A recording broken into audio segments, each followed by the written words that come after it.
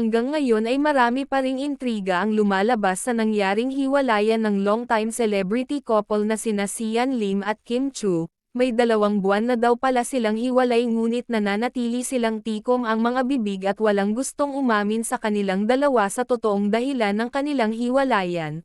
Kamakailan halatang galing daw sa pag-iyak si Kim Chu nang mag-host siya sa non-time show na Showtime.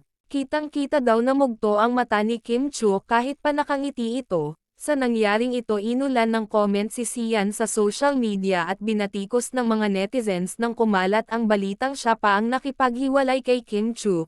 Awang-awa ang mga tagahanga at nakisimpatya sila kay Kim. Anila marami pa siyang makikita at makikilala na mas higit pa kay Sian at mas deserving sa pagmamahal niya.